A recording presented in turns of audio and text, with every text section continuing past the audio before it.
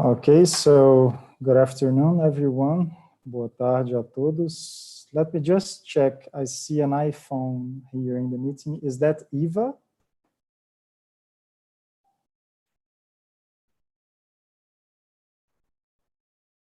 Probably not. If we can maybe wait for 2 minutes just to see if Eva, one of our speakers, can join. And then we'll start. Pessoal, só aguardando 2 minutos para começar. Antes de, inclusive, mudar para o inglês, a nossa sessão hoje vai ser integralmente em inglês, por os que estão nos acompanhando aqui na sessão interativa. Quando a gente for começar, vou mudar para o inglês, mas fiquem à vontade para colocar perguntas, se quiserem, em português, tanto pelo chat, como também no final da sessão, no final das apresentações, quando formos abrir para perguntas. Caso alguém se sinta mais confortável falando em português, podem ficar à vontade, que a gente pode traduzir para as nossas palestrantes estrangeiras. Mas a sessão vai ser toda em inglês. Só aguardando mais 1 ou 2 minutos para aguardar a entrada de uma das palestrantes que eu ainda não estou vendo aqui na sala.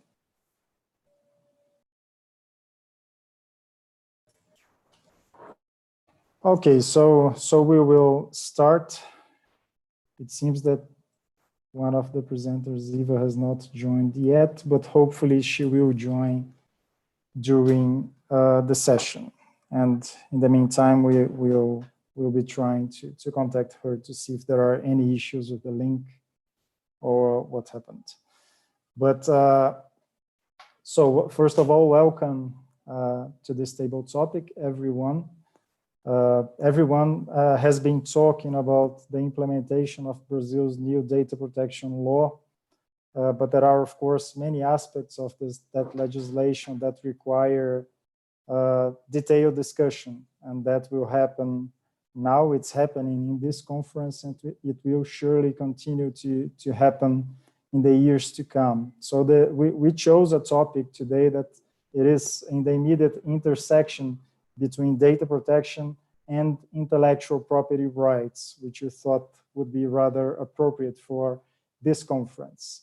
And we are glad to have the participation of a speaker from the European Union and another speaker from the United States, and then a speaker from Brazil, so that we can have a very interesting comparative perspective on that issue.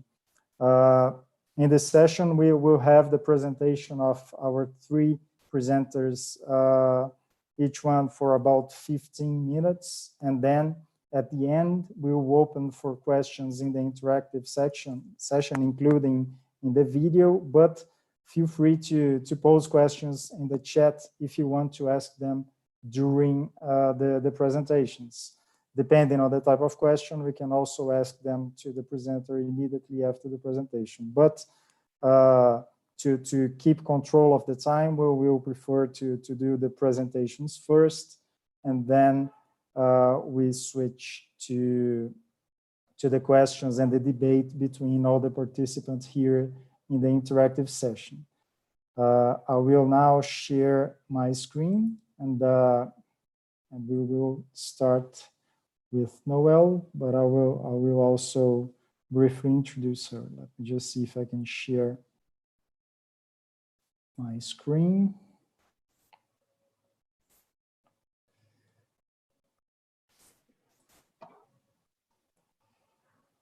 Okay. Can someone just please confirm that the sharing of the screen is, you can see?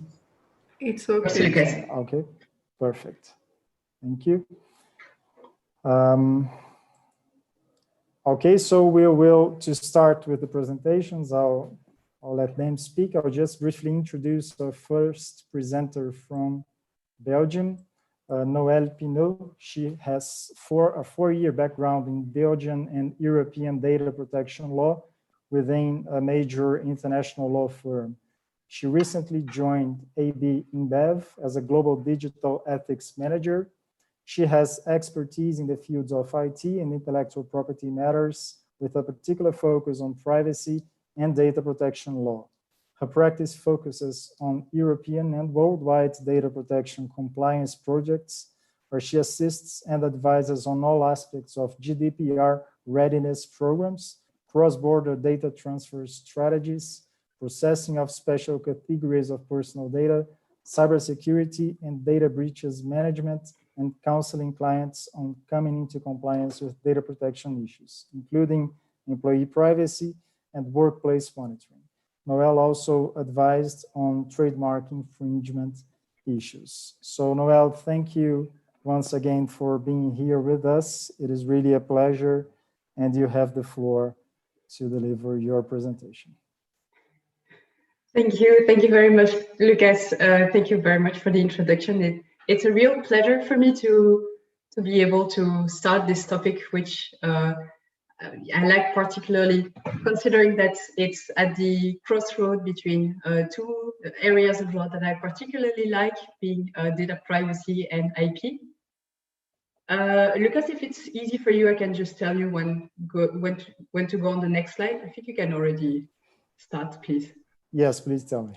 I will. Thank you. So I understand that I have the honor to talk to many IP lawyers in the room. It's a pleasure to see you all. You may ask yourself as an IP lawyer, why should I bother about data protection law? Of course, there is a reason that in Brazil, this is a topic that is booming with the entry into force of LGPD. But it's not, that is not the only reason. As an IP lawyer, you will be facing data protection law in different circumstances. Similarly to corporate lawyers, whenever you apply or register for IP rights, or you have litigations around IP rights, you may use and collect personal data about applicants, registrar, and other IP infringers, in which case you will have to respect the legislation around data privacy. You may also see unintended consequences of data privacy in your practice. In Europe, we've seen kind of peculiar things happening, like the fact that IP lawyers now have additional hurdle in preparing their enforcement cases, because WHOIS system, who contains all the records of the domain names, are no longer publicly available due to data protection law. But the topic that we will talk about today is about how data privacy rights and trade secret rights can sometimes apply to the same set of information and can produce opposite effects. Trade law, on the one hand, creates rights for companies to protect some of their confidential information from disclosure. But on the other hand, you have also data protection law, which creates rights for people to request disclosure of information that concerns them when these companies collect and use that information. You can go on the next slide, Lucas. So before I explain to you what can be the interplays between data privacy and trade secrets, I will briefly present to you what are the regulations around trade secrets and data protection in the European Union, because this is what I know. So for trade secrets, since 2016 in the EU, we have a directive specifically regulating the protection of trade secrets. I'm not going to go in much details, but basically these directives aim at granting a protection for companies against unlawful acquisition, use, and disclosure of their trade secrets. To qualify as a trade secret under the EU directive, So there are many different types of information that can constitute trade secrets for companies, and you are probably very well aware of that. So these information can range from computer programs, algorithm, like the famous Google algorithm or the Facebook algorithm, recipes, of course. There is the Coca-Cola recipe, the KFC chicken coating recipes, I believe in Brazil, if I'm not incorrect, called frango. You have, of course, business methods, personal information like customer, supplier lists, marketing data, and so on. There are 3 conditions in EU to qualify an information as trade secrets. First, the information needs to be secret. So far, so good. It needs to have commercial value because of the fact that it's still secret and confidential. And the holder of the trade secret needs to take reasonable measures to protect the secrecy of the information. For this, depending on the case, the company must be able to show that it took measures such as NDAs, non-disclosures, or even technical measures in order to protect their information from being disclosed, like systems with username, passwords.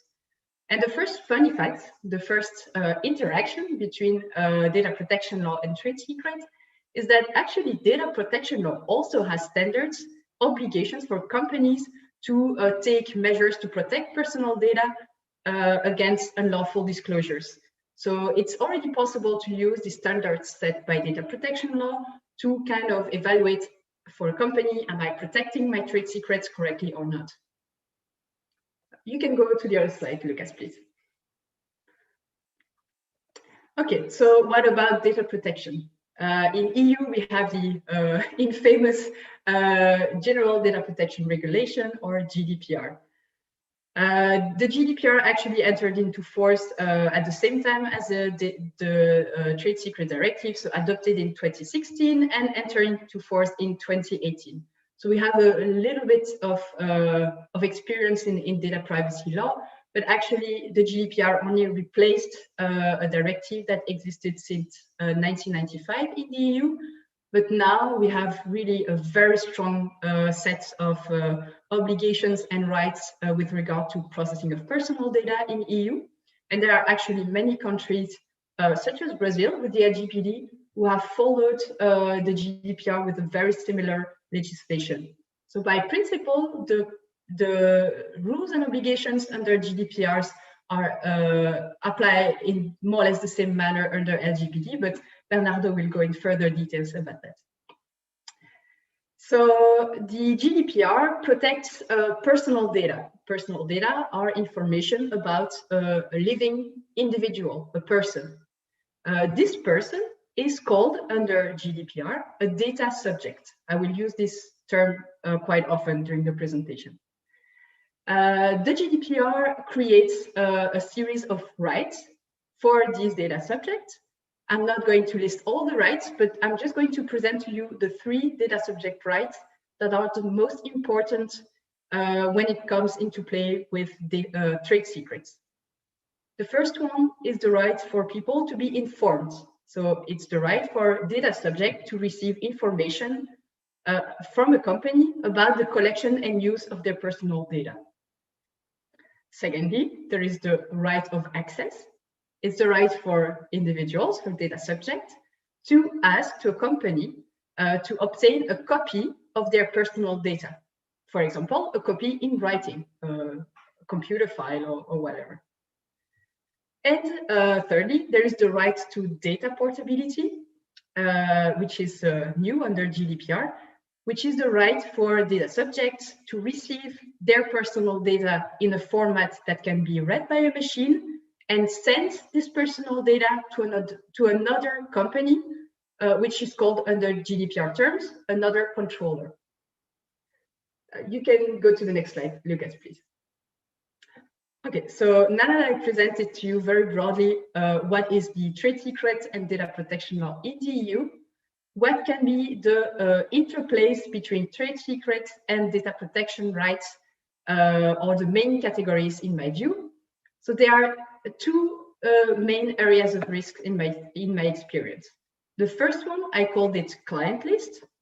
It's the risk that individuals, such as clients of the companies or other business partners, ask to this company to have access to trade secrets containing their personal data, or that these people ask to receive such trade secrets to be transmitted to another company. This is the right of portability that I just explained.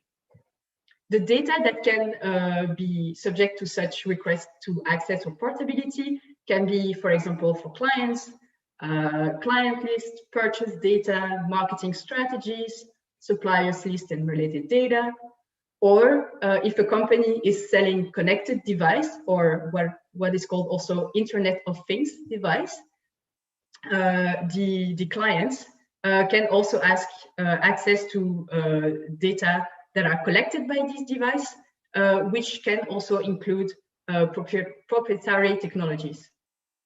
Okay, the second main area of risk is what I called here on the right of the slide, algorithm.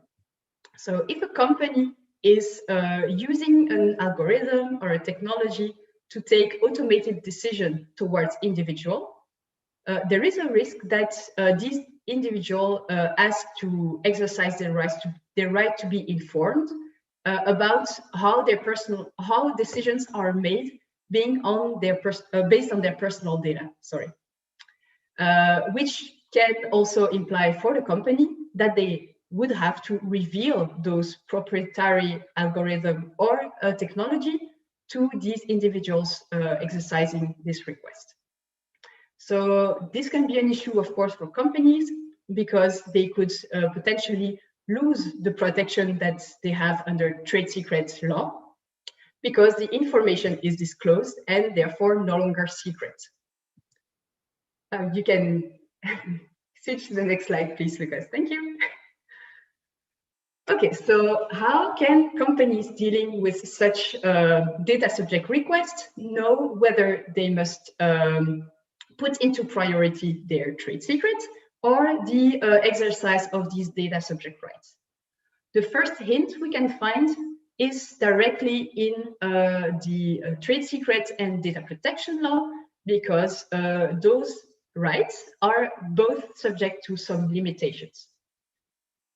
When, as far as trade secrets are concerned, there is a recital in the Trade Secret Directive, which expressly provides that the Trade Secret Directive should not affect the right of data subject to access his or her personal data. I think this is quite straightforward. In my view, the subject, or the subject matter of the protection under the Trade Secret Directive also shows that it would be difficult for companies to invoke their trade secrets in order not to grant data subject rights. Why? Because the subject of the Trade Secret Directive is to prevent the disclosure of trade secrets when an unlawful conduct takes place, which means that it protects companies against the disclosure of their trade secrets when, for example, the disclosure is the consequence of a breach of an NDA or a non-compete clause, or because an individual had an authorized access to information or made an authorized copy of documents, and so on. Of course, in my view, it would be difficult for a company to argue that the request from an individual to exercise their right under data protection law would constitute an unlawful acquisition of trade secret, of course. So when it comes to data protection law, does data protection law also limit the rights of these data subjects? Yes, actually it does. There is a general limitation in the GDPR saying that the right to the protection of personal data is not absolute, but it doesn't bring us very far. When it comes to the individual data subject rights, the rights to be informed, there are exceptions only in very limited circumstances. So a company could be exempted from informing people about the processing of their data when it's impossible to inform them, or when they are subject to professional secrecy, but that's about it. But interestingly enough, when it comes to the right of access and the right to portability, the GDPR itself says that these rights should not adversely affect the rights or freedom of others, including trade secrets. But the GDPR also expressly explains that the results of the protection of trade secrets cannot result in a refusal to provide all information to data subjects. With this limitation in mind, I think we can draw a conclusion that there is kind of a preference for granting rights of data subjects over the protection of trade secrets. But does this mean that companies should completely abandon the protection of their trade secrets as soon as they receive requests from data subjects to be informed, to have access to their data, or to exercise data portability? In my view, it's not the case. So for the last slide, I listed some recommendations, some measures that I think companies can and should apply in order to protect their trade secrets in those circumstances. So the first measure, I call it decontextualization. It's the fact for a company to limit the disclosure of data, of trade secrets, to what is strictly necessary to comply with the data subject rights. For the right of access in particular, of course, the GDPR only requires companies to give access to data related to the individuals. So not to disclose data related to the business context as a whole, nor to disclose data related to other third parties. When it comes to the right of portability, same thing applies. The company should always be very careful not to transfer or share too much information with the data subject. The right to data portability under the GDPR only apply in very specific circumstances, and the company should not grant this right outside of these circumstances. I'm not going to go in very much details, but under EU law, the data portability right only applies when personal data are processed to perform a contract with the data subject or based on the data subject's consent. And a company should only grant portability of the data that were initially shared by the data subject. So it means that data that would be derived or inferred from the data initially provided by the data subject himself or herself are not subject to the right to data portability. So the second point on this slide, the right to be informed.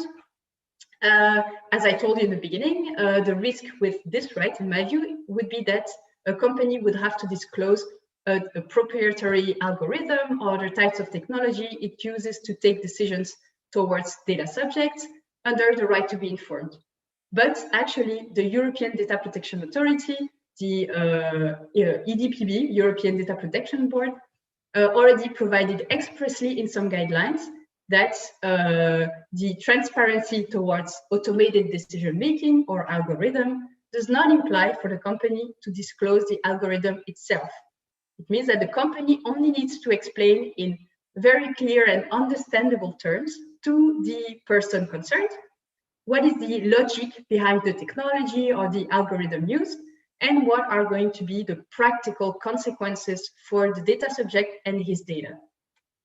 Okay, I'm saying this, but here I want to give a little caveat because during the COVID, the European Data Protection Board, the EDPB, actually published some guidance for the EU member states and other companies that wanted to publish or create a contact tracing app.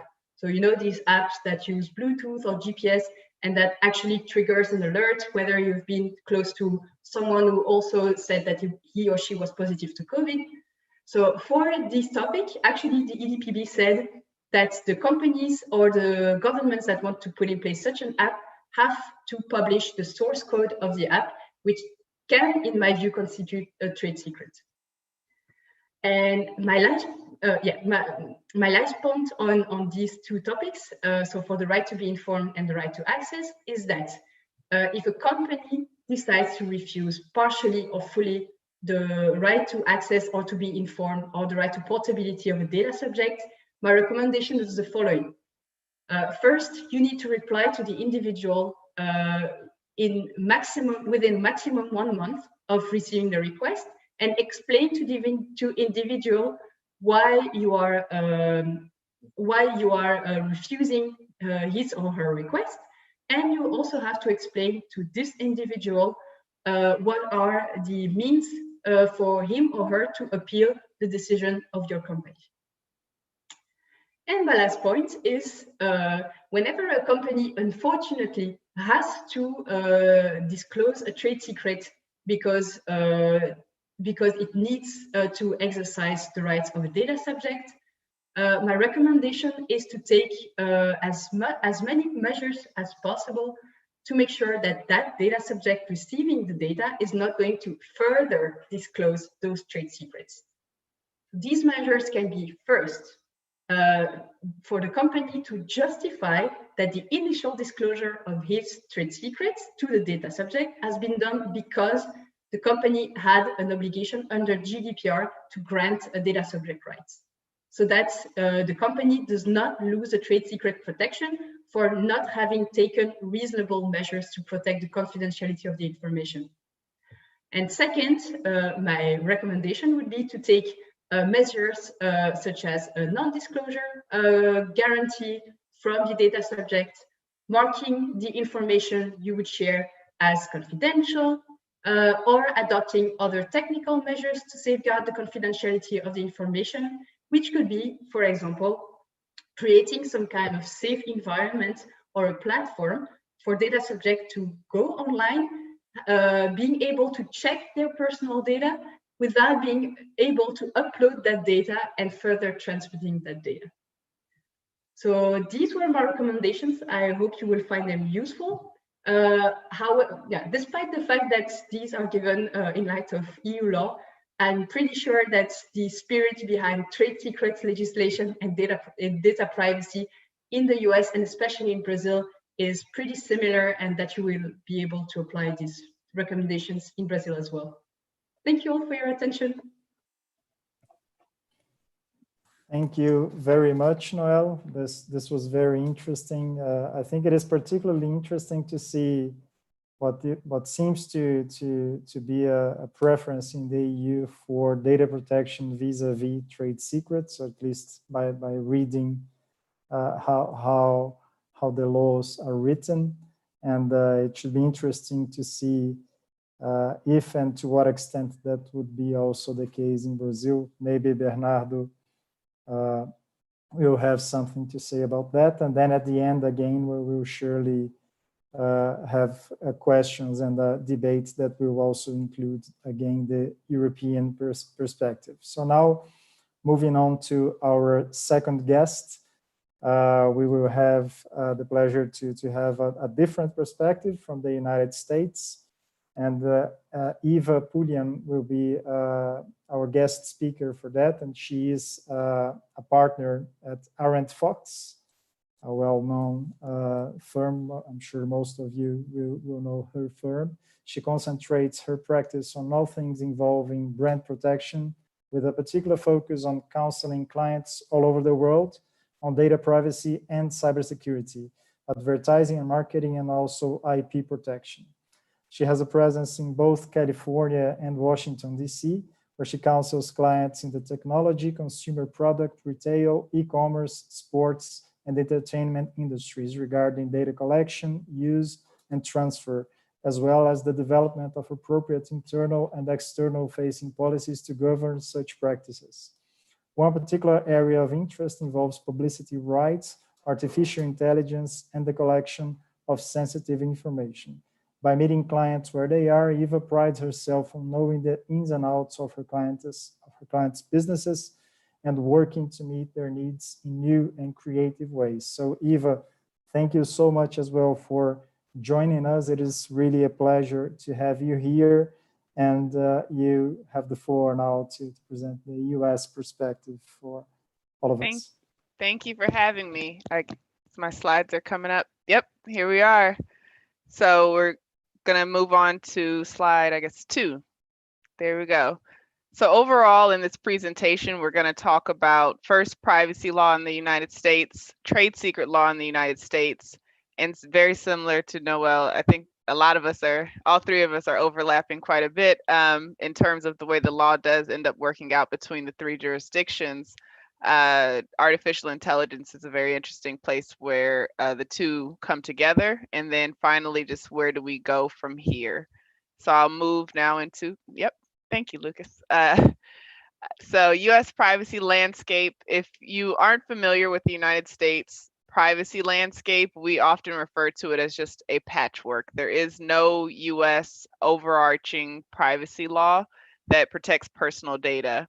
In terms of what we mean when we say personal data, very similar to the European definition, any information that can identify directly or indirectly an individual, device, or household. We've added that household language mainly based on California, which is why California is bold and purple, because it's the new big privacy law of this year, and we'll see which ones are new and big next year. But beyond California, on the federal level in the United States, we have laws that govern financial data, we have laws that govern your health data, and we have laws that govern children's data. Beyond that, the 50 states of the United States each have the ability to create their own data privacy laws. And so we, as privacy attorneys in the US, have to learn and navigate our way through 50 different laws. California is the one that did come through and make it have such a large impact. And we'll move to the next slide so we can focus a little more on California, since I know a lot of people may have questions around CCPA. So we'll briefly touch on that. California, it gives residents of California, which California is the 5th largest economy, I think, of the world. But the residents of California, they get these new rights related to their personal data. They're very similar to the rights granted under, GDPR. And if you've read through the CCPA, it may feel a little bit like deja vu. It is very similar in many respects to the GDPR, though there were a lot of a lot of minor differences that came up, but a lot of the rights are very similar. It does require businesses and business activities within the scope of the CCPA to update their data management policies and procedures. This is a lot more work than businesses that were only serving the United States previously had to do. They really had to do kind of a refresh on their privacy programs and get everything up and running. And it became effective January 1, 2020. Enforcement began July 1, 2020. And yes, the Office of the Attorney General did send out enforcement letters to a lot of companies to see if they were really paying attention, and some of them had not been. And so it's been an interesting time right now. There's civil penalties, and there's also another big thing, there's a private right of action. And so we're going to go a little bit deeper into CCPA just to give some brief overview of it, because it is the new big shiny thing in the privacy world. We'll go to the next slide, please. So who is covered? Who is covered by CCPA? For-profit businesses, annual gross revenue over 25 million, handle data of more than 50,000 people, or gain 50% or more of revenue from selling PII, which is personal information. Of course, in order to be covered in, beyond any of these 4 bullet points that you see here, you would need to collect data from California residents. The exempt businesses or exempt data really, or business activity, would be data that's covered by our Health Information Privacy Act, which is HIPAA. We have also non-public financial information covered by Gramm-Leach-Bliley, which is a financial industry focused law in the United States. We'll go on to the next slide. All right, so this is a very, again, brief overview of the requirements that CCPA has now imposed on personal information. It is the right to know your information, right to delete, to opt out, to non-discrimination. And when we say non-discrimination, it means that you cannot treat me poorly because I asked to exercise one of my rights. There's special rules regarding consent in the personal information of minors, especially in connection with sale of data or selling data, either one. And then privacy policy does have to be updated to identify certain information. There's also going to be back end. So everything, you're collecting information from consumers, you're giving them all their policies, and then on the back end, you're going to be having to give them their information, the data portability, the right to know, the right to delete, all of the same stuff that Noel already told you about. So we'll move forward to record keeping and training, which is just keeping track. So the requirements of the CCPA, going into another special issue, which is as we get closer and closer to trade secrets and AI and the amount of data required to create an algorithm and teach a machine how to learn. We're looking at data brokers. So when we say a data broker, CCPA has imposed a requirement that data brokers, which are companies that knowingly collect and sell to third parties the personal information of a consumer with whom the business does not have a direct relationship. And this means those companies that you never really talk to, but they are collecting all of the personal information. They're just gathering it all, and they know a little bit about everybody. And these are the companies that a lot of consumers and people really have never heard of, but they are on the back end collecting and also selling data. So California has now required them to register with the state so that you can go and find out who some of these entities are. And people have started to register. And as you can see on the slide, there's penalties for failure to register. And so $100 per day, which can start to add up since they wanted you to register in January, by January 2020, which the website wasn't quite ready by then, but we've caught up, and now the website's up and ready, and you can go on and find out who all is registered as a data broker in California. And so we'll move to the next slide. And then just briefly closing out CCPA, the private right of action is one big piece that came into effect.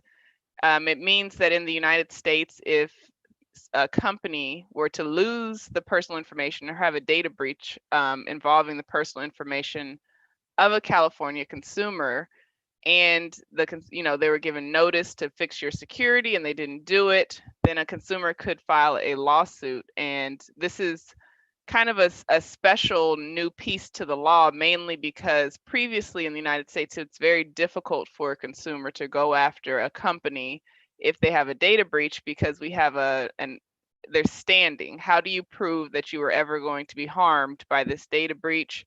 How do you know that the harm you actually suffered from is in any way tied to the company that lost the data? Because your data is in so many different places at the same time. So many different people have your data all the time.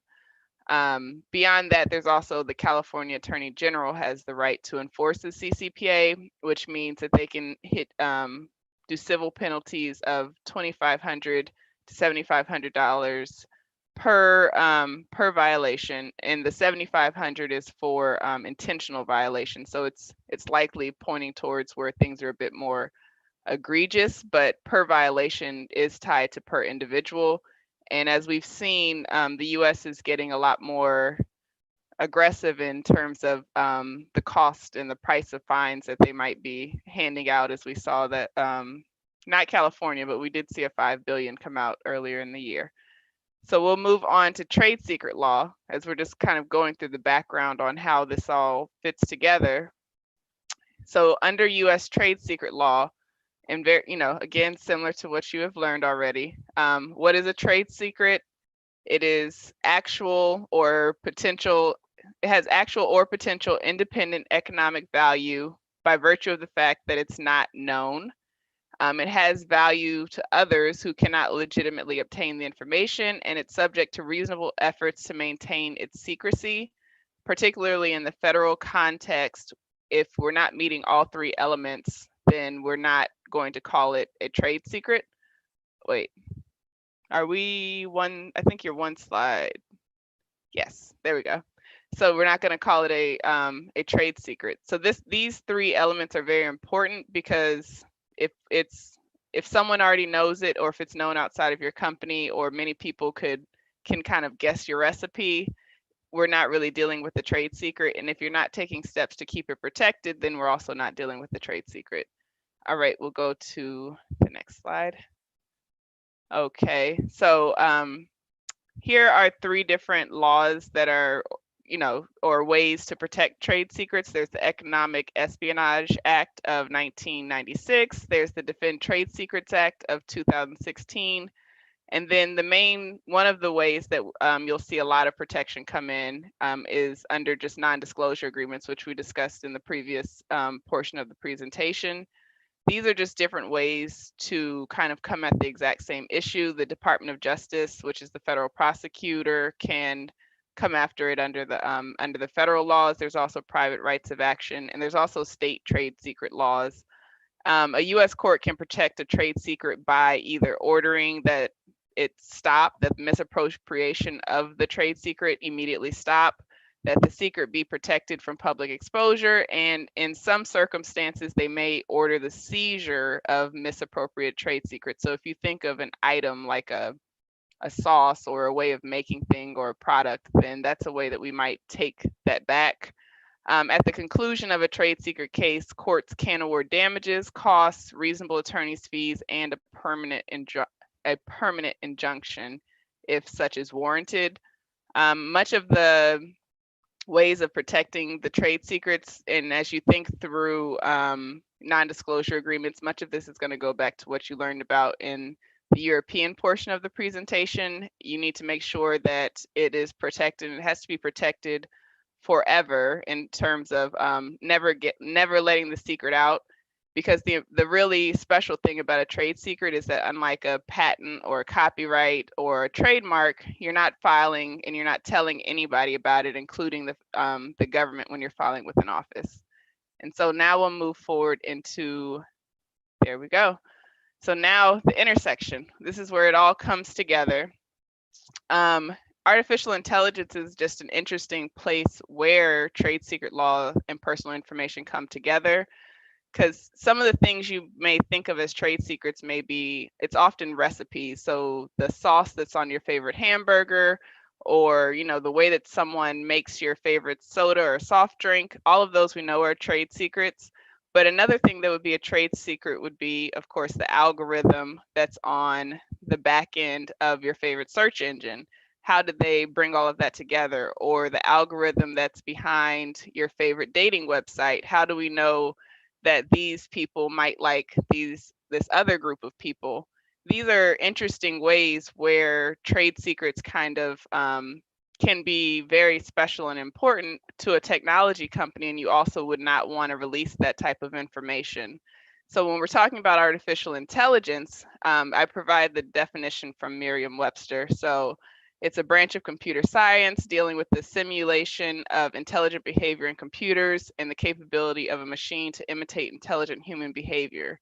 In order to make a machine think like a human, you need a lot of information from a lot of humans to start to create kind of the mastermind, the master human brain. And that's where AI comes into play and the algorithm comes together. And then we're going to want to protect what we've created there from being discovered by others. I guess with that, and of course there have been cases where, and those European cases have kind of been the most fun. So the U.S. hasn't quite gotten as fun because our laws haven't caught up so much to the technology, the reality of life these days. So we'll move forward a little bit just to make sure we're keeping on pace. So examples of AI at work, these are some of the things that we were talking through in your favorite map application. How do you know that maybe we shouldn't go left there because your map knows that a lot of people have already taken that turn? Some of it is actual data and tracking locations, but some of it is predictive. Your search engine results, if you ever pay attention to your different search engine results, you'll know that common terms, predicted next words in your search engine, the different results that appear based on your demographics and regions. We've seen studies in the US where it shows that if you begin with, where can I, or something like that, you're going to get a different finish if you're in Alabama versus if you're in California versus if you're in Texas. The predictive text is going to be a little different because they're thinking through, or the algorithm has decided what people in that region are going to be looking for before you even finish your sentence. Similarly, your credit score, and this is one space where we can say the US has caught up or does have legislation to protect against automated processing. The Fair Credit Reporting Act and the Equal Credit Opportunity Act do have measures in place, and the Federal Trade Commission has been working a lot to ensure that there's not a lot of discrimination occurring in connection with the way that credit is handed out, because we find that there are disparities between race, gender, region, things like that can come up, and we're trying to work to avoid having those things play into your credit score, because in the US your credit score can determine whether or not you can buy a house, if you can get a good job, because they look to these things to see if you are essentially trustworthy. Your credit score can translate into your trustworthiness. With that, we'll move to the next slide. I tried to speak a little bit of Portuguese. I hope I got it right. I used Google Translate. So if it's wrong, don't blame me, blame the algorithm. There we go. So it's, in short, big data, it's big money. So the more data we have, the more money you can create, because you're able to predict what's happening with the future by putting in all of the personal information, the characteristics of as many people as possible, so that you're able to create a thought process and know what might happen next. And then protecting this data and protecting the algorithms is a business necessity, which means very few people can ever know about how this all works. The less people that know what data went into your algorithm and how that was skewed and what additional metrics were used to create your algorithm, the safer it is, because then you can keep it as a little secret inside your company and continue to make money off of it by not releasing it, but having other people ask you for help for each different new situation. So I would say that's overall the long and short. Oh, do I believe I see a question? Should I answer now, Lucas, or do you want to wait to the end? Yes, sure. If it's directly related to the presentation, that's a good question. So go for it. Okay. So the question is, do you believe the U.S. will have a national privacy law in the near future, or should we expect one law per state as we see now in California? And I will certainly send my regards to Christina Carvalho, who is our lovely managing partner of Aaron Fox, and we all very much appreciate her. I would say that in the US, first, we're waiting for November elections, and then we'll see what happens in the US. I feel like our politics are a very sensitive subject right now. So we're hoping we'll see what happens, but different administrations have a different stance on privacy. I think that we're leaning towards it, and California is certainly pushing the rest of the country to consider a federal privacy law. Because California, it would be hard to operate a e-commerce website that made a lot of money and shut it off to California, because California is so big. California is forcing pretty much every website to comply with its law, which is kind of creating its own federal law, but only coming out of California and only protecting California residents. Other state residents do get a little jealous in those circumstances, because if you are like me and like to read website privacy policies, when you go on and then you see that someone else has a right that you cannot exercise for those websites that say for California residents only, it can get to be a little bit tense. And also, if on your back end of your privacy program, you start to build these these means and methods of pulling data together and responding to rights requests, then it makes sense that you might as well give it to anyone, as long as it doesn't over backlog your customer service department. That's generally the way that much of the industry has approached that. Also, a lot of states have started to come out with privacy laws that are very similar to CCPA. And I think that as more states create more privacy laws, and they're each like a little different in one area and a little different in another area, there's going to be a greater call and a greater push for federal privacy legislation to make it a lot easier and simplify it for the entire industry. So I think as we watch 2021, roll out, I think we'll start to get more and more of a hint on whether or not our Congress will help out all of us privacy folks so that we can have just one primary law to look at. Another big issue, just to point out, is that would a federal privacy law preempt the state laws? Meaning it would have to kind of say that I run this and no one else can differ from the federal law. Otherwise, it wouldn't be very helpful. Because California law could still be more strict, especially when you think of timelines and things like that for having to respond to data subject access requests. But we'll see is the short answer. And now I think that was my last slide, and we'll turn it over to back to Lucas and then Bernardo. Yes, thank you very much, Eva. That was very interesting. There are also various things to discuss. I think how the private right of action works in the US, it's a very interesting topic to compare to what can happen and actually started happening already in Brazil, but we can also leave that for the debate at the end. So now we'll move on to Bernardo's presentation. Bernardo, you will share your own slides, right? Correct, Lucas. Can you see my screen? Yes, let me just, I'll just quickly introduce you. So it's my pleasure to introduce my colleague, Bernardo. He's a senior associate at Fialho Salles Advogados. He works in the IP, technology, and data protection practice areas, has almost a decade of experience in many fields of intellectual property and technology issues, and since 2018, he has been working actively on projects relating to the GDPR and also the LGPD with Brazilian and foreign clients from different economic sectors, including technology and data-driven activities. He has a Master of Laws degree on business and economic activities by the State University of Rio de Janeiro, and he has a thesis, a dissertation focused on the international technology transfer agreements. So thank you also, Bernardo, for joining us. And now let's see the Brazilian perspective on all this. You have the floor. Thank you, Lucas.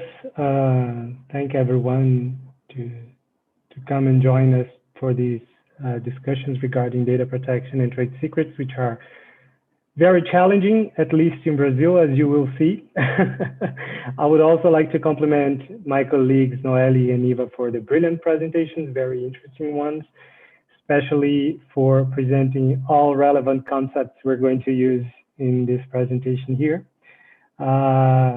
So just as a brief introduction, let me just present. We will have a brief context of this discussion currently in Brazil. Then we will move forward to understanding the legal framework of trade secrets in our country. Then moving to the legal framework of data protection, as well as, and then we can move forward to understanding the interplay between data protection and trade secrets in Brazil.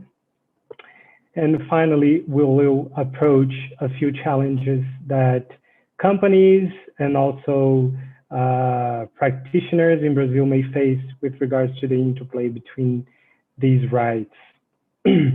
Well, to give a bit of a context, differently from the GDPR, as Noeli presented, we have a law with 73 articles now, which is shorter than the GDPR, and nonetheless, it has 13 references to trade secrets, also differently from the GDPR, which, as Noelle presented, has a few references to that. These will certainly raise some questions as to the interface between such rights. Will one of them prevail, or how we will balance them, and which will be the challenges ahead? Well, talking a bit about our trade secrets legal framework in Brazil. Well, it is a more complex framework in my view. Okay, so first, we do have a widespread right, which is very important economically, since it deals with protecting intangible assets in many situations where other IP rights are not very successful at doing it. And a few examples are, for example, when alternative or effective protection measures are not available. This could be, for example, a business method where protection by patent or other IP rights could not be applicable, or with software, as Eva mentioned, or for AI, for example, where not always software protection would apply, or even if it applies, it could be the case that disclosing it would not be effective in terms of economic exploitation of the technology. This could also happen when the owner of the technology does not want to wait for the time of obtaining the protection. And as you are aware, despite the many efforts and successful efforts of our Brazilian Patent and Trademark Office, we still face a few problems with regards to the time frame of granting patents in Brazil. This may also happen when the owner of the technology does not want to run the administrative costs of obtaining a patent, which are generally higher than protecting a technology by means of confidentiality as a trade secret, as well as when the owner of the technology understands that there's a low risk of reverse engineering and wants to run the risk of expanding the time of protection by means of not filing for any sort of IP rights, which demand disclosure of technology and limited time protection. Well, this discussion is particularly relevant with regards to small businesses, which in relation to which cost and time usually play a relevant challenge. And we must also consider that in Brazil, small businesses correspond to 99% of the registered legal entities. So it's unquestionable that the discussion around trade secrets is very important in the Brazilian context. Well, that being said, we still do not have a very clear legal framework in Brazil. So our constitution grants protection to inventors and authors as fundamental rights under Article 5 of our constitution. But trade secrets are still in a gray area. Well, one could interpret the reference to industrial creations as granting a protection as a fundamental right to trade secrets as well, but that has not been very much discussed so far. Our industrial property law does not define what trade secret is, what are the criteria applicable. It is limited to stating that it is a crime of unfair competition to violate trade secret, as well as grant the party affected for an unlawful or unfair disclosure of trade secrets to seek damages, although not defining what would be trade secret at all.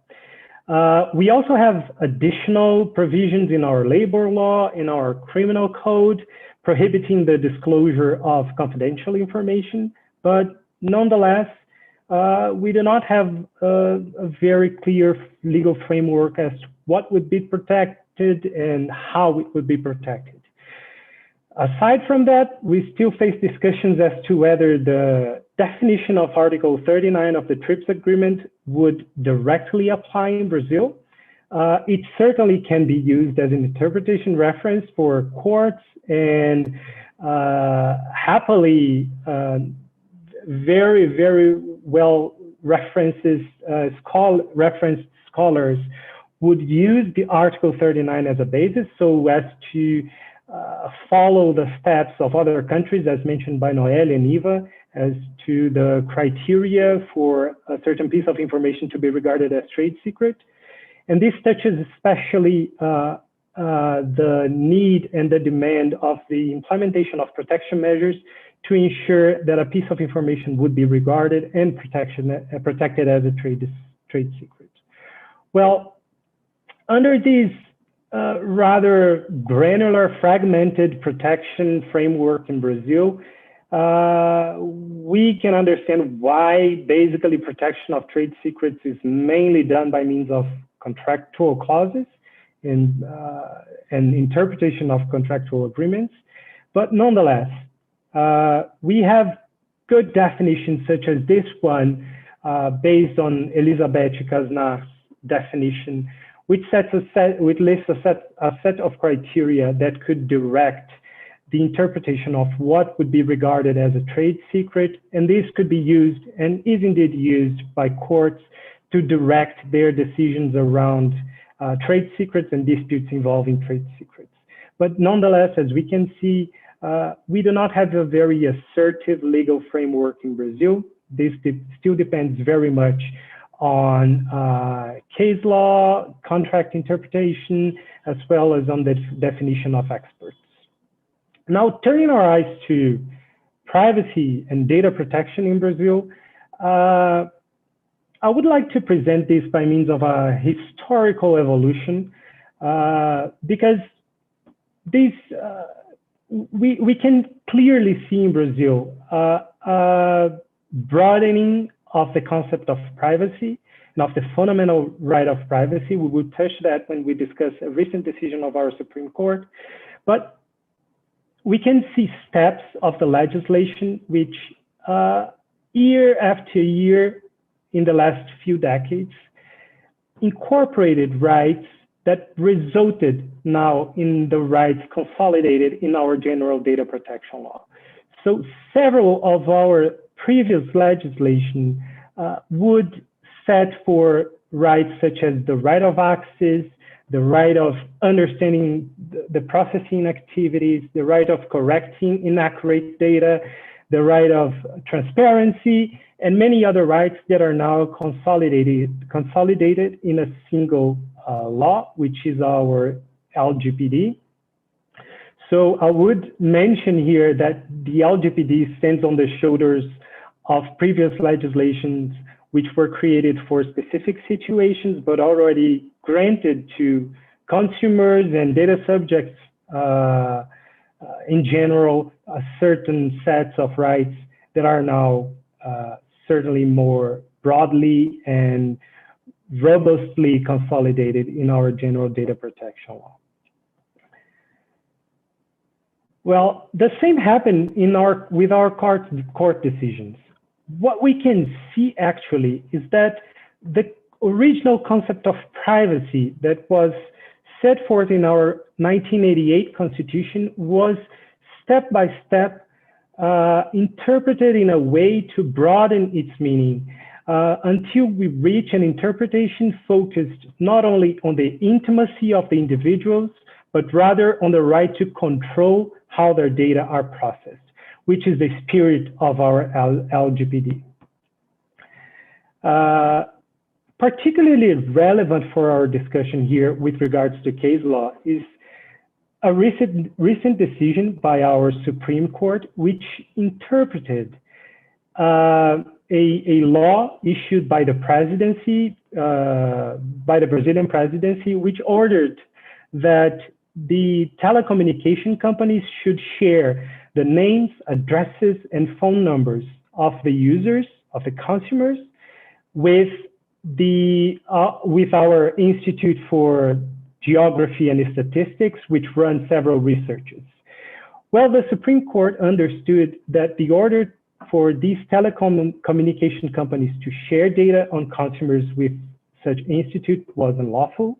And more importantly than that, it expressly recognized a data protection right as a fundamental right, which is independently protected by the Constitution and which derives from the right of privacy, consolidating this broadening of interpretation of the privacy right originally set by our Constitution. Aside from that, we do have a proposal for amending our Constitution to expressly include the data protection right as a fundamental right in our chart. Well, now moving forward to understand how the balance between data protection and trade secret would happen in a concrete case, remembering that the LGPD makes several references to trade secrets in many of its provisions. Well, reading those provisions, we can understand that the protection of trade secrets inside the LGPD happens mostly when it deals with rights of the data subjects and obligation towards data subjects, such as the obligation of transparency, as well as with regards to the exercise of data subjects' rights, which Noelle brilliantly explained and Eva also clarified in the context of the CCPA, such as the right of knowing whether a processing activity occurs, access to data, as well as the right of explanation with regards to automated decision, right of review of automated decisions, as well as the right of portability. References to trade secrets also appear when it mentions our data protection authority, especially when it makes reference to the possibility of the authority demanding the data processing agent to prepare a data processing impact assessment, as well as when it deals with an auditing possibility whenever information regarding an automated processing technology is not disclosed under the argument that it is protected under trade secrets. Well, those many references to trade secret will certainly raise doubts as to what extent such subjects' rights and the procedures conducted by our data protection authority may be limited by the argument of trade secrets protection. Based on the provisions of the LGPD, limitations imposed by the protection to trade secrets will occur, on the one hand, with regards to the processing activities themselves, such as, for example, the protection of algorithms, source codes, business rules, business partners, pricing rules, and many others. Other references of the LGPD also make it clear that the protection of trade secrets would be used as a balancing weight for the protection of personal data themselves. So it is possible that we face these discussions not only with regards to the technologies or processing activities, but also to the data originated by the processing activities, which may happen frequently in activities such as profiling activities. Well, when facing a similar discussion related to data processing under credit scoring system, which is subject and was subject by then to another particular law, which is the credit scoring processing law, the positive credit scoring law in Brazil, our Superior Court of Justice interpreted this balance in a very particular way. Well, this positive credit score law, it grants consumers, particularly, some rights, such as the right to access the credit history, the right to access the credit score, the right of rectifying accurate data, and the right to understand the main elements of and criteria of the risk assessment. Nonetheless, the Superior Court of Justice understood that the data sources used in the statistical assessments and the databases used should be disclosed to consumers, as these would be linked to the right of access and right of rectification. But nonetheless, the methodology, such as formulas and mathematical modules, should not be disclosed, as they would be trade secrets. Well, although we have this interpretation, it should be taken with care, while bringing this to a framework where we have the LGBT, where it certainly grants more broader and stronger rights to data subjects. But nonetheless, it is, of course, a good reference for the interpretation of a balancing exercise between data protection rights and trade secrets.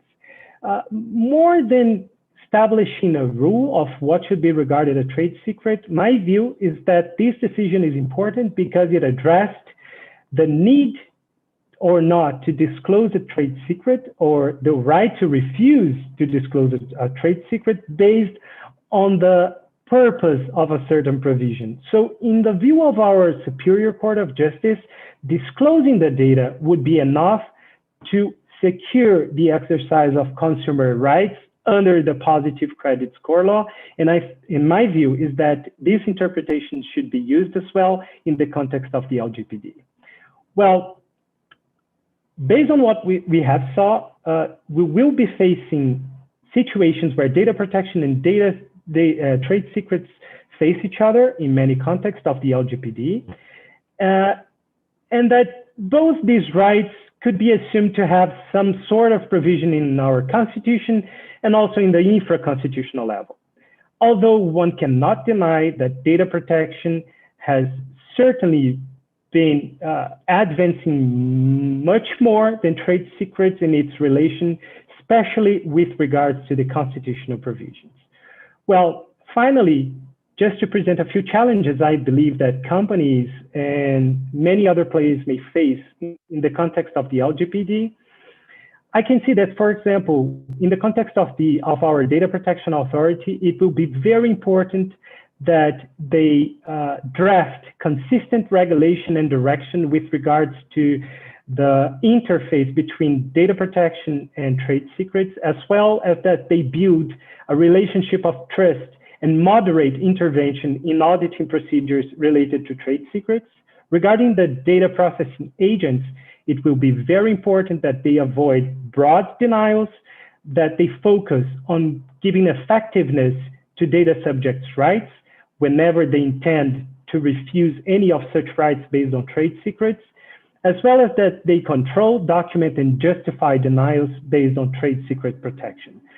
They should also look careful on a case-by-case basis to situations where they deny data subjects' rights or limit data subjects' rights, especially because it is possible that whenever an individual situation can be irrelevant in terms of protection of trade secrets, the same situation, when adopted massively, could certainly impact trade secret protection. Finally, I understand that legislators and courts should carefully develop the concept of trade secret in Brazil, especially to avoid that the wrongful interpretation of these rights lead to an imbalance between the rights of data protection and trade secrets. Thank you very much.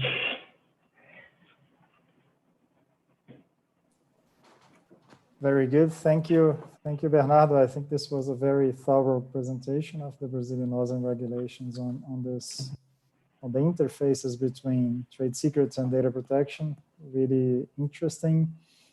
So I think now I will go straight to give the opportunity to the participants in the interactive session to pose questions, as that is one of the main purposes of this format of the table topic. So let me ask whether any of the participants would like to pose any questions. And I'm seeing here on the chat that Valdir had already asked the question to Eva, also a comment on Bernardo's presentation. No further questions on this chat. Does anyone would like to comment or to ask questions?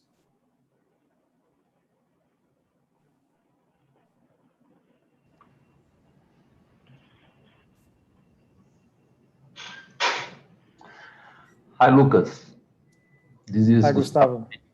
From Diamond, Brazil. Can I make a question? Yes, please. Welcome, Gustavo. Well, first of all, I would like to congratulate everybody. You made very clear and thorough presentations. Thank you very much. I found that very interesting. In certain sense, all of you comment a little bit about this subject, but I would like some clarification if possible. Anytime that I think about the interface between data protection and trade secrets, I think in what I consider the $1 million question on this subject.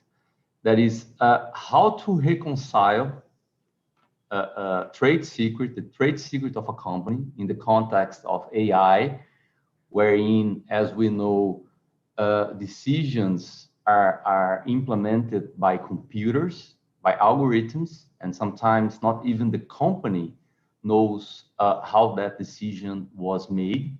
So how do we reconcile that asset, the trade secret in itself, with the accountability principles that we see in all data protection laws around the world? Because if we consider GDPR, or the data protection laws in the US, or the LGPD, all of them provide for an accountability principle where you have to, if the data subject requests, you have to provide a clarification to the data subject, how that decision was made, and how, for example, a score of the data subject was obtained. So how to reconcile the trade secret right with the accountability principle provided in all data protection laws. I don't know if you have an answer for that, but if you could elaborate a little bit on this subject, I would highly appreciate that. Thank you.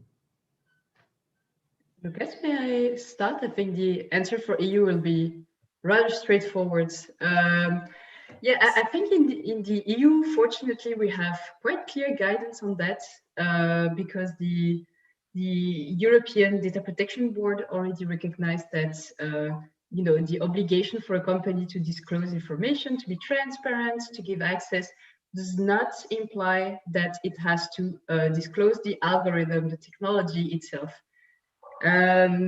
For one very simple reason is that what the data protection authorities and what the data protection law aims at doing is to be transparent with the individuals on what data are being used to take decisions towards them, like credit scoring, granting a loan or not, or what are basically the weight maybe of different factors, and the potential consequence of so what decisions might be taken against individuals based on that decision-making process. And like I said, the only exception I've seen is in the context of the COVID contact tracing app, where the EDPB has to publish even the source code of the applications used. And I think to satisfy accountability, the question will always be with GDPR, LGPD, CCPA, it depends. So case by case basis, I would say on best effort basis, if you take a decision towards an individual to disclose some explanation, some information or not, always record your decision making as to what you want to disclose or not, so that you are able to defend yourself, and always explain to the individual what you're withholding from him or her and why you're doing it. That's my recommendation. Thank you. Thank you, Noel. Does Eva or Bernardo want to add any comments on that? Sure. So under the CCPA, you can deny, for instance, a right to delete based on if you have what they say legal exemptions to retain your data. So this is part of why everyone is required to have or we strongly encourage our clients to have a very well vetted record retention policy.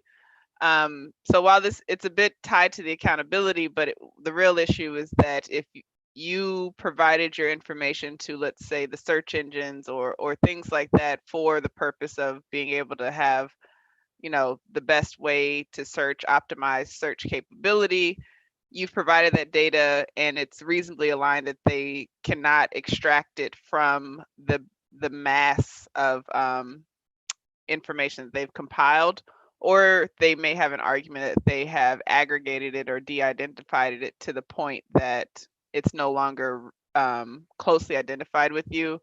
The benefit in the United States is that we don't have as strict of a rule over anonymization. It's a lot easier to claim that something's been anonymized in the US than it is particularly in Europe for sure. So we have stronger arguments to say that we're still being held, you know, accountable to our data subjects, and the data is now anonymous. And take that as you will in terms of how much data you like sending to us. I'll briefly comment in here. I don't see the Brazilian legislation as demanding companies to disclose their algorithms either. I think that the approach should be focused on the data subject's rights. So what do they need to know and how should they be informed so as to ensure that their rights are complied with? And in many cases, explaining an algorithm would not be helpful at all because not even the developer understands how the algorithm is working. It's what we call the opaque algorithms, right? So focusing on the need to explain that is not the best approach in my view, but rather how can we explain that in a way that we can ensure the data subject to exercise all of his or her rights. And this should be the focus in my view. Regarding the principle of accountability, I would recall the connection this has with privacy by design and privacy by default. So perhaps explaining how the development of the algorithm was performed should be enough to ensure that it was based on minimum privacy standards that are in accordance with the data protection law, and not focusing on disclosing the algorithm or trying to interpret an algorithm that nobody can understand anymore, but rather understanding how it was set to work could be enough. And just both to ensure the rights of the data subjects and to explain that no discrimination is happening and so on and so forth. Perfect, thank you. Thank you. I think we have a question from Sibeli, a very interesting one on the agricultural sector.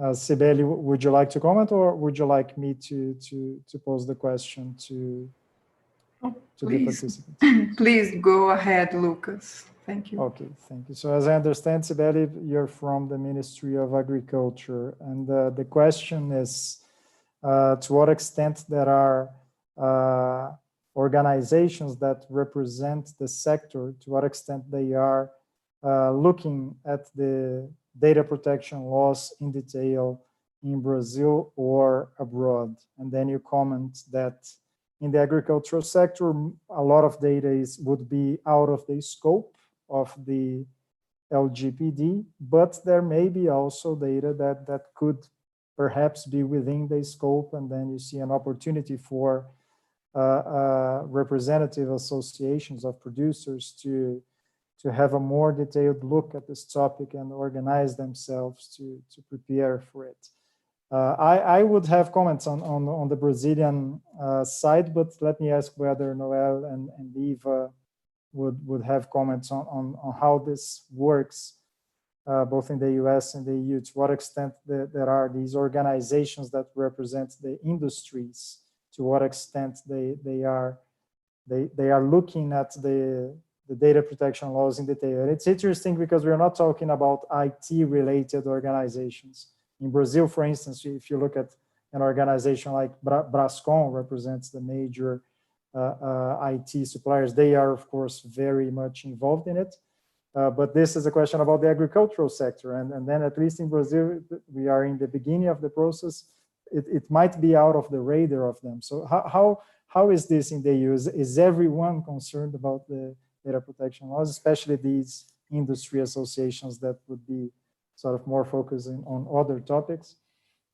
So essentially actuarial science and whether or not you can, I mean, it's still plugging a lot of data into the system and then seeing what comes out in terms of the agricultural landscape of the future. I believe that the US is concerned with data security when it comes to actuarial science for sure. And industry groups are for sure would be concerned with data security, where PII would be most concerned would have to do with the customer list as my co-panelists were saying in terms of how PII and trade secrets come together. The client lists and who's interested in these projections and things like that, I think could be where the other angle for where data protection law might come into play here. So securing it so that we don't have like they call it a SCADA attack, a big cybersecurity attack that takes down our ability to project future growth patterns, which would inevitably impact the stock market and trickle through so much. But beyond that, protecting the personal information of those who are interested in the information and keeping track of that information, I think those are probably the two angles where the US would be primarily concerned, just from a financial standpoint, if that answers the question. I think so. Would you like to comment, Noel, from the EU perspective? Yes. So regarding agriculture sector in particular, I have not any special insights about whether the associations are very interested in looking in further details into GDPR and these obligations. But in my experience, most of the sectors have interest into those discussions and continue pushing where it hurts, if I can say. So in my personal experience, I know that pharma companies or financial institutions, of course, are very much interested, but for a company like AB InBev, which produces beer, we also have much interest into how data protection is being interpreted and further developed in the EU. Regarding specifically the use of online trackers like cookies, how marketing and use of personal data within marketing can still be done. So yeah, I believe most groups have their interest, and I believe that securing personal data and securing trade secrets are something where those two domains also meet, and there's some interest in looking to data protection law as well. Okay, thank you. I was going to comment that I might be wrong, but my feeling is that because Brazil is still in the beginning of the process, is that the main entities that are looking more closely to the LGPD are those that are more related to the IT sector, or maybe broader organizations like CNE, the Industry Confederation. They are participating in debates and incentivizing companies to get ready. But I still have the feeling that there are still many sectors that they do not still understand completely how they will be impacted by the legislation, because everyone will be. And of course, Brazilian agriculture is also very technological, and there will be a lot of solutions that will also involve, unavoidably, they will have to take steps to comply. So I wouldn't know to what extent they are involved now, but my feeling is that over time, and especially after our regulator is properly established and functioning and with more detailed regulations, then I think there will be a process where other sectors will be also prepared. That's just, but my impression at this stage. Did that answer the question, Sibeli? Would you like to comment? Or? Yes, it's okay. I believe that everything is at the beginning, but I work for the innovation area here in the Ministry of Agriculture, and we have a vision that the digital area, the IT questions in agriculture will raise a lot in the next few years. And we develop some solutions that include some personal data from the producers, from the agriculture, like climate, GPS data, and so on. And these have a strong connection to the LGPD, but also with business and trade secret questions.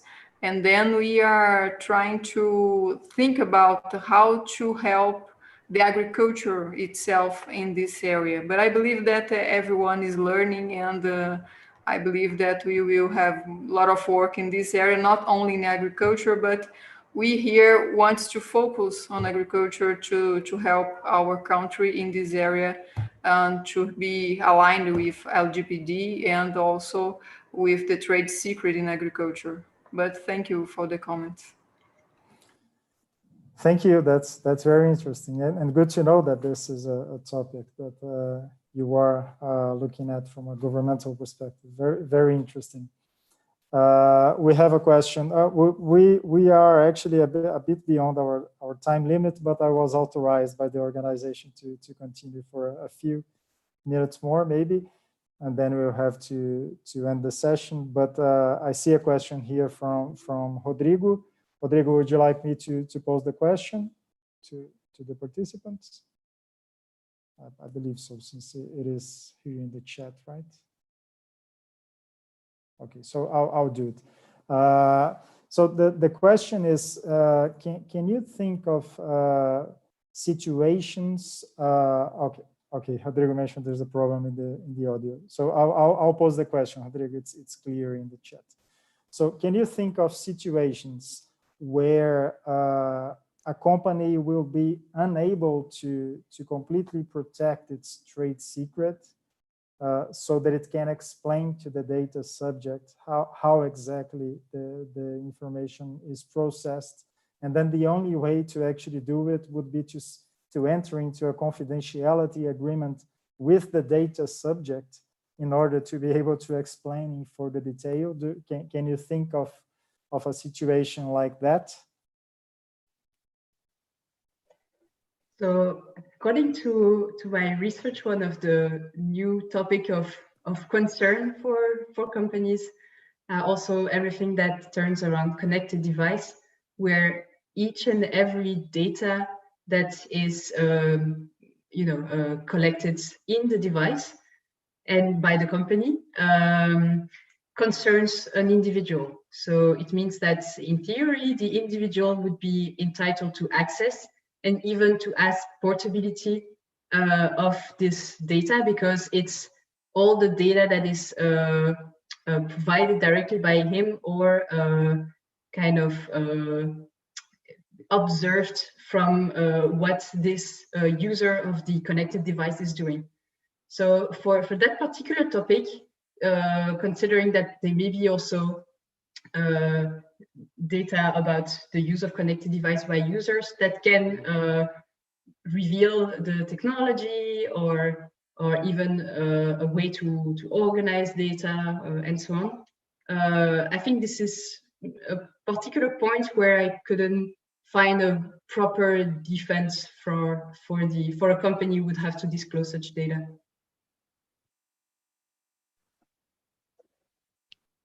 So similar. I can think of, in the US, I think it would be an odd situation where we told a trade secret to a data subject in order to provide them with their information, mainly because I don't think that our laws get quite to that point to give the data subject that right. I do believe that there may be evolutions in the law that get there. There has definitely, there's been, movies on Netflix and things like that that are talking about the ethics of AI and the ethics of computer, machine learning and things like that. There may be a push, I said, as federal legislation continues to consider how it wants to move forward. But for right now, to tell a trade secret to a regular data subject for it, I think would probably be too risky, and they'd probably rather take the chance that they would come after them in court. than to give up a trade secret if the trade secret were that valuable, which it has to be a trade secret. Yeah, I think that the discussion in Brazil would be a bit more similar to what Eva has mentioned. It is difficult for me to understand how a company would be forced to disclose a trade secret when our LGPD expressly sets for the protection of such trade secrets. So I believe that this would be handling more around a certain piece of information not being a trade secret and then having to be disclosed, than to forcing a company to actually disclose their trade secrets. In any case, I do not see this is an impossible situation where a company chooses to disclose more than the law obliges the company to do under a confidentiality agreement whenever necessary. But I have a difficulty of seeing this situation happening.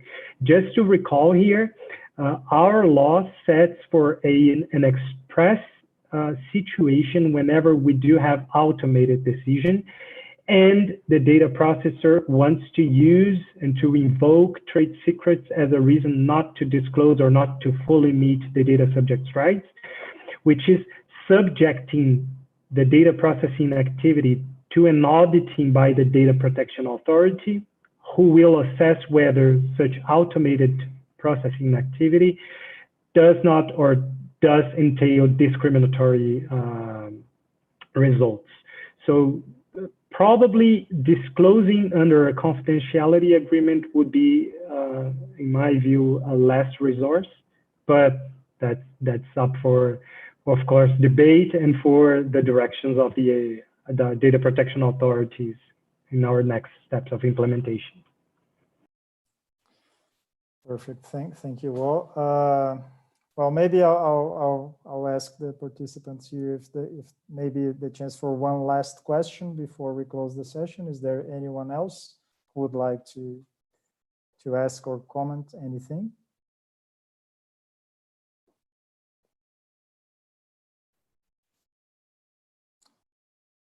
Okay, I think I don't see any hands up, so